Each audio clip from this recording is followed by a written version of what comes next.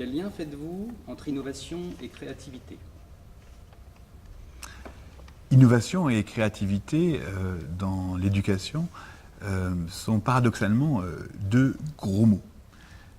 Non pas que ce sont des injures, mais ce sont deux mots qu'on peut identifier comme des attracteurs étranges, c'est-à-dire qu'ils attirent autant qu'ils répulsent.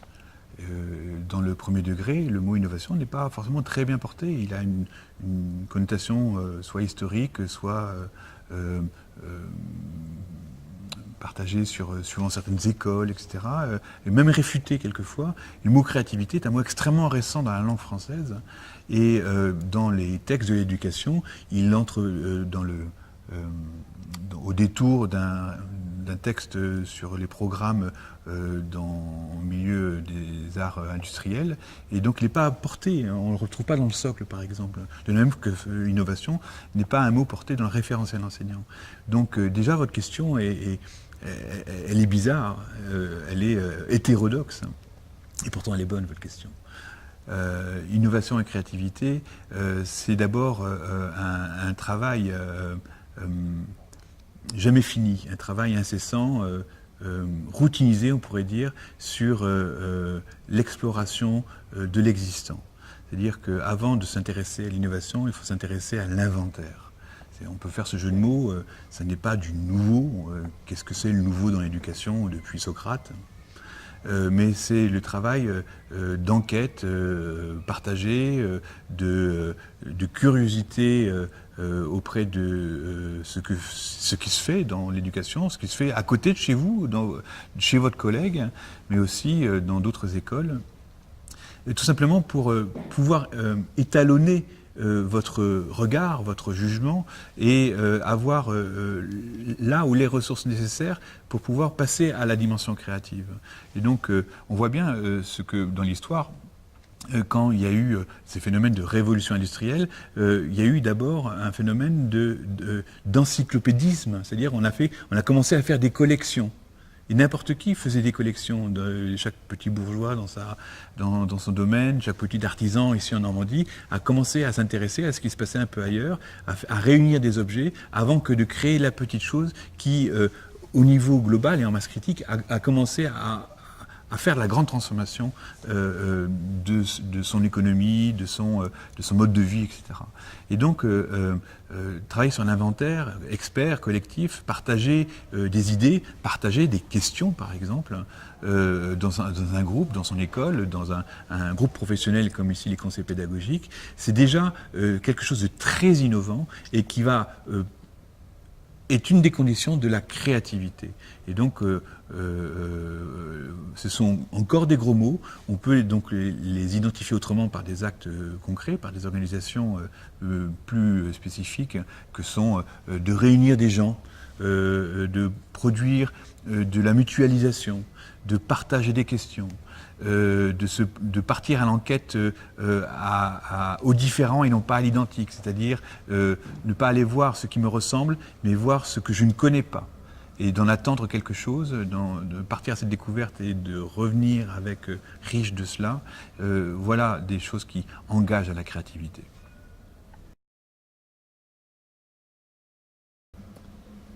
Notre système éducatif est-il assez souple pour laisser la place aux innovations à l'école? Votre question, elle est difficile, elle est même, elle n'est pas hétérodoxe, elle est provocatrice. Et encore une fois, c'est une bonne question. Récemment, il y a eu les assises de la refondation qui se sont déroulées à Paris, au Palais Brongniart, et dans une de ces tables rondes, Antoine Pro, l'historien de l'éducation, a eu cette assise qui a été très fortement relayée sur Twitter et qui disait que l'innovation se satisfaisait, ne pouvait se développer que de l'anarchie du système. Et donc c'est une manière de répondre à votre question, c'est-à-dire que on a un système institutionnel historique, hérité, classique, français. Tout cela, tous ces mots caractérisent un peu notre système scolaire, en profond mouvement en même temps, profondément percuté par des évolutions qui sont sociales, économiques, numériques évidemment aussi, international. On voit bien ce que le choc PISA fait sur le système français, mais pas assez manifestement encore, et qui fait que c'est un système qui bouge en se fracturant, et qui essaye de prendre des grands virages, mais un peu comme les grands vaisseaux amiraux qui, pour tourner, prennent 5 km, s'arrêter au moins, et pour tourner, en prennent 2 autres, si vous voulez. Et donc, il y a bien des lourdeurs, des inerties, des résistances absolument normales pour tout système et organisation de ce poids-là. En plus, il y a un poids dans l'éducation en France qui est un poids politique, une charge politique qu'on n'a pas dans d'autres pays, par exemple, et puis une taille. 13 millions d'élèves, c'est une taille qu'on n'a pas dans d'autres pays aussi, qui sont plus agiles pour bouger. Et donc, l'innovation, c'est la capacité reconnue pour chacun et qui existe pour chacun d'entre nous. Et donc, ça ne correspond pas à l'enseignant de sa classe et surtout pas à les autres. C'est à chacun d'entre nous, dans notre petite part du système, à essayer d'améliorer petitement, mais durablement les choses. Essayer de voir comment on a des marges connues ou quelquefois encore explorées sur les possibilités de faire autrement. C'est une des questions qu'on pose souvent quand on est en accompagnement d'équipe. Comment l'aurais-tu fait ? Tu l'as fait d'une certaine manière, c'est très bien, sans doute, pour toi. Tu l'as fait, sans doute, depuis 20 ans comme cela. Mais cette question, essaie de répondre à cette question. Comment l'aurais-tu fait ? Essaye de répondre à une autre question. Est-ce que ça marche ? Et essaye de répondre à cette troisième question. Comment le sais-tu ? Travailler aux éléments de réponse avec les équipes qu'on peut accompagner, les personnels, les cadres, déjà vous percevez les possibilités, ils perçoivent les possibilités du changement. Et donc le changement, c'est non pas de réunir les conditions du changement, mais c'est de faire en sorte que les personnels, chacun d'entre nous, revisite, reconsidère la situation comme étant... Comment il est la prise sur la situation, il est la possibilité du changement. C'est ce qu'en anglais on parle d'empowerment, c'est yes we can, c'est le fait de oui tu peux le faire. Et l'innovation c'est cette encapacitation, c'est un mot affreux en français, c'est cette façon de dire, de reconnaître, de réassurer les personnels sur dire oui tu peux le faire, et c'est déjà à ton niveau, parce que n'attends pas forcément que les choses descendent. De toute façon, comme elles descendent, tu le prends d'une certaine façon qui ne sera pas la meilleure forcément. Donc, et l'intelligence de la situation comprend comment les choses se font pour surfer sur cette vague-là, pour prendre cette pente. Toutes ces images, on peut les comprendre, ça marche bien en aéronautique, ça marche bien en dynamique des fluides. C'est une chose qu'on doit négocier avec les collègues en ce moment.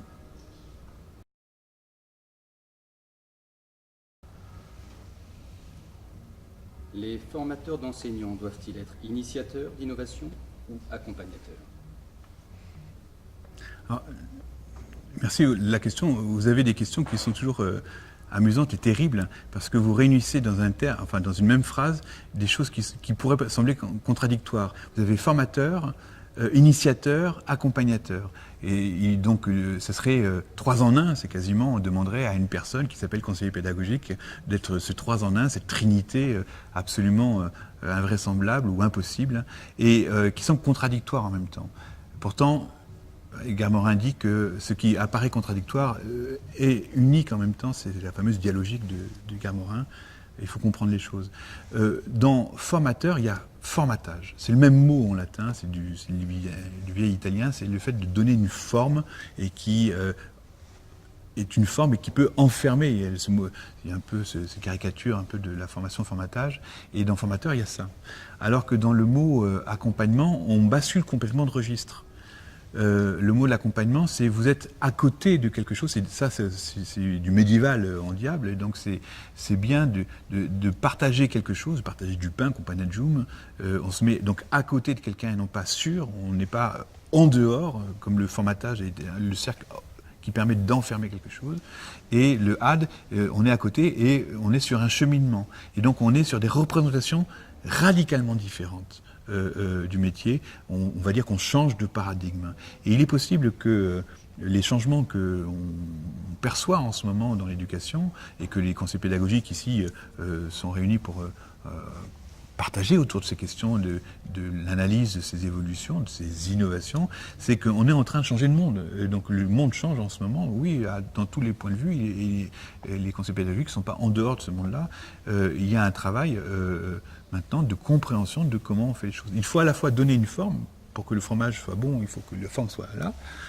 Le cadre existe, il est toujours là, et en même temps, on s'aperçoit que de trop enfermer restreint, réduit, fige, cristallise les choses, et donc il y a besoin d'un développement, de libération d'énergie. Vous avez un potentiel énorme dans l'éducation, vous avez quand même 800 000 enseignants qui sont à peu près maintenant formés à Bac+5, donc vous avez un capital intellectuel qui est assez extraordinaire. Quelle autre organisation dispose de ce capital, et qu'en fait-on ?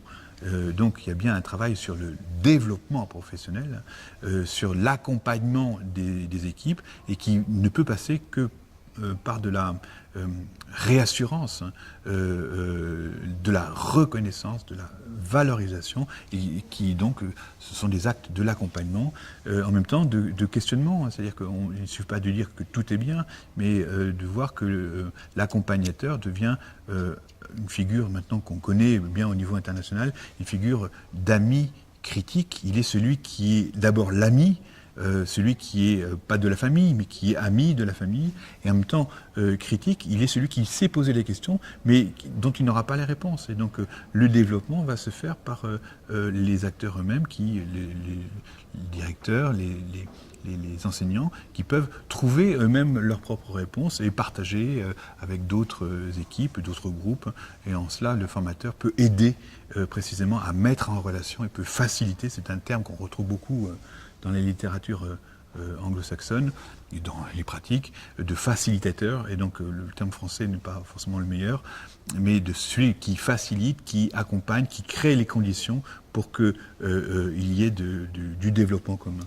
Et donc on est bien loin de l'enfermement, du cloisonnement qu'on pouvait craindre dans d'autres circonstances. On est bien sur le développement, la transformation douce, à bas bruit, d'équipes qui doivent être plus autonomes, plus solides, suffisamment solides, suffisamment solidaires aussi, pour pouvoir être plus présents, être plus actifs auprès de leurs élèves. C'est une des conditions de l'amélioration de l'école.